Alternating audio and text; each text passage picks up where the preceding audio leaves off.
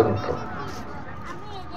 আমার সন্তানরা যখন ইবলিসি শয়তানি বুঝার একটু সময় হয়ে উঠবে, অভিজ্ঞতা অর্জন হবে, তখন তার মৃত্যুর সময় এসে যাবে।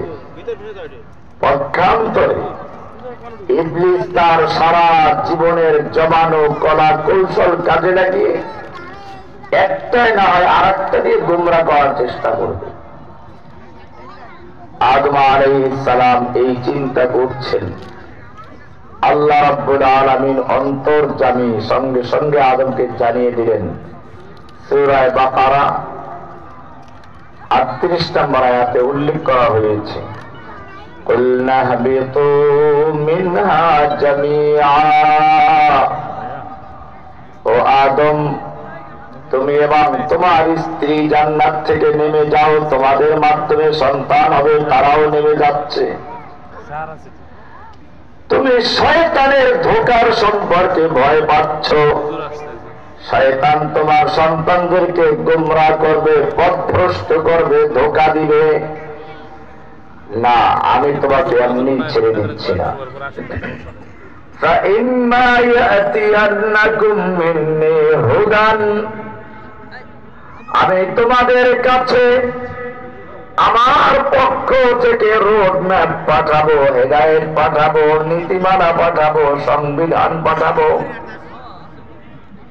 বিধান পাঠাবো, আইনের কিতাব পাঠাবো, রোড ম্যাপ।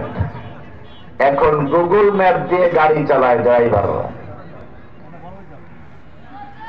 জীবন চলার জন্য যে পথ নির্দেশিকা অনুসরণ করা হয়, রোড ম্যাপ মেনে চলা হয়, আরবিতে তাকে বলে হেদায়েত। কি বলে?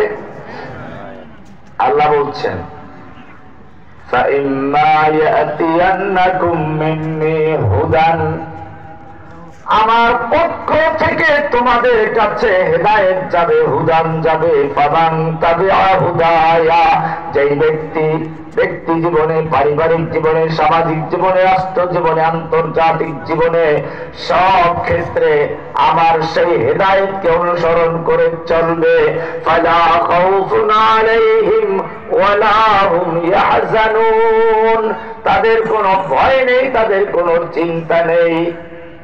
কে খাবে কে খাবে না, কি অভাব থাকবে, সন্তান কি খাবে, চুরি ডাকাতি, ছিনতাই, রাহাজানি, ঘোরাঘুরি, মারামারি।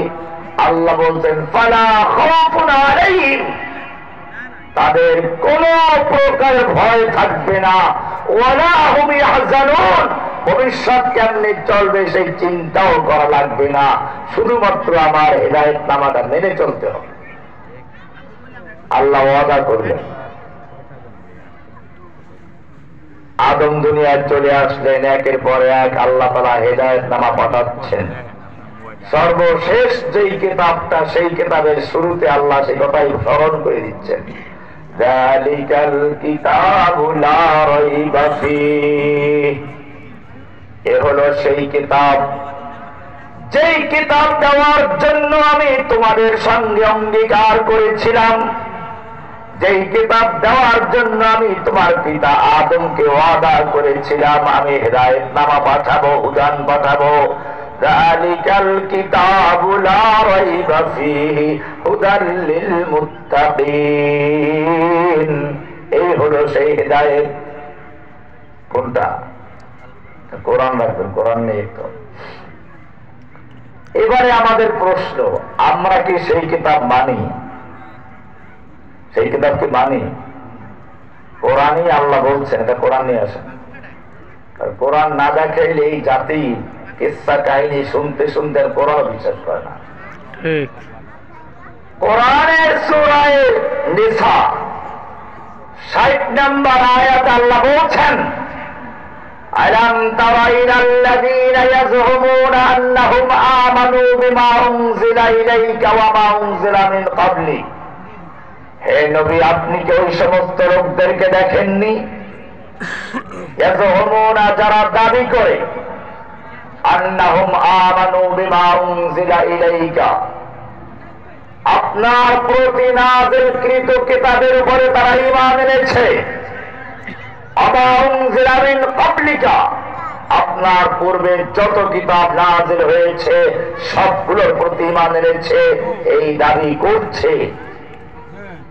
অথচ যখন তাদেরকে বলা হয় তাহলে সংসদে বসে তোমরা কোরআনের আইন বাদ দিয়ে তোমরা আইন তৈরি করো কেন? আল্লাহ মদকে হারাম করেছেন, মদের লাইসেন্স দিচ্ছ কার কোথায়? আল্লাহ সুদকে হারাম করেছেন, সুদের লাইসেন্স দিচ্ছ কেন? আল্লাহ জেনা ব্যভিচার হারাম করেছেন, পতিতালয় বেশ্যাখানার লাইসেন্স দিচ্ছ কার কোথায়?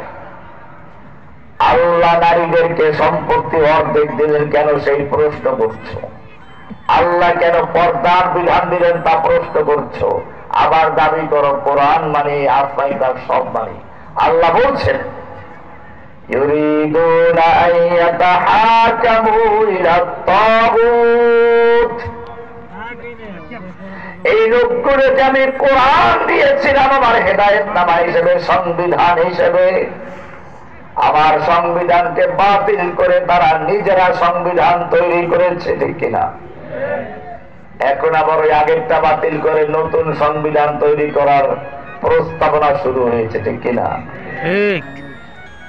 একজন লোক বৃষ্টি পড়ে, বৃষ্টিতে ভিজতেছে, তো এখন বৃষ্টিতে ভেজার থেকে পালাবার জন্য গিয়ে দাঁড়াইছে, যেখানে দাঁড়াইছে ছিল ঝর্ণার পানি পড়ে ওখান থেকে।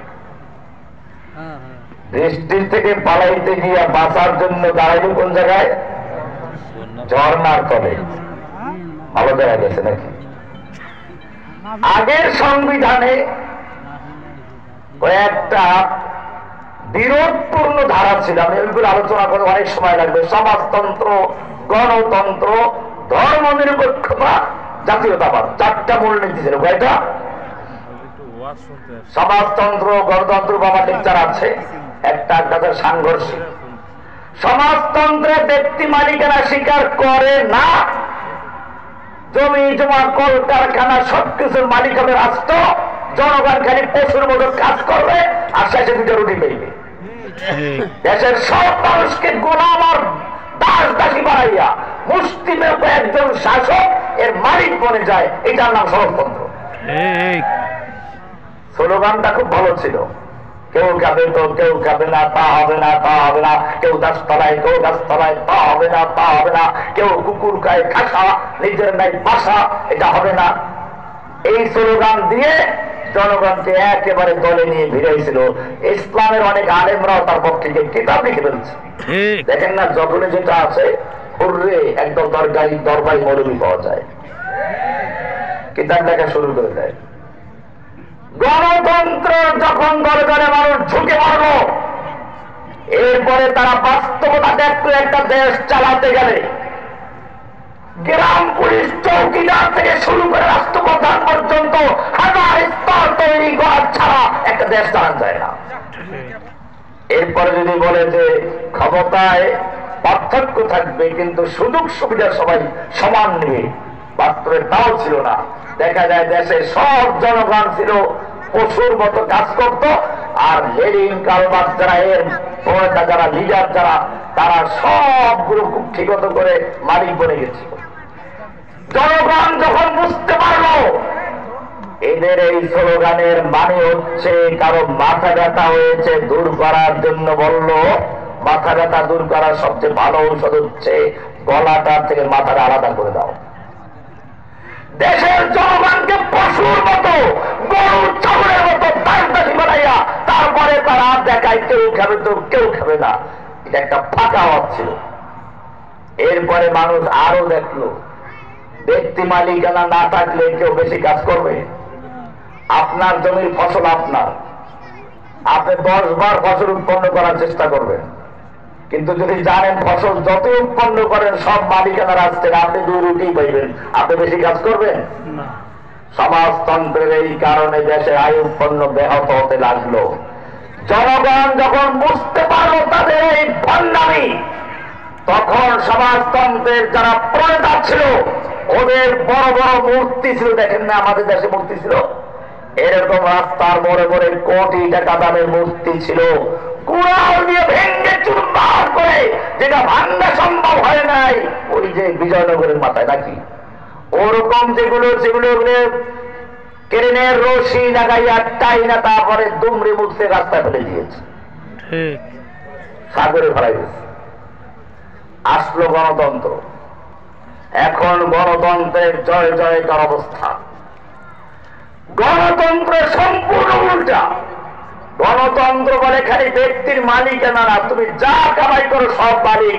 বাংলাদেশে দেখেন না এক একটা পুলিশ অফিসারের হাজার হাজার বাড়ি, হাজার হাজার কোটি টাকার মালিক, বিদেশে বাড়ি বানাচ্ছে, আর এই দেশের জনগণ সব ফতুর হয়ে গেছে। এটার নাম গণতন্ত্র। তাহলে সমাজতন্ত্র আর গণতন্ত্রের কোন মিল আছে? সমাজতন্ত্র ব্যক্তি মালিকানা স্বীকার করে না, আর গণতন্ত্র ব্যক্তি মালিকানা ধারা করে স্বীকার করে। ইসলাম এসেছে এর মাঝখানে। ইসলাম বলে ব্যক্তি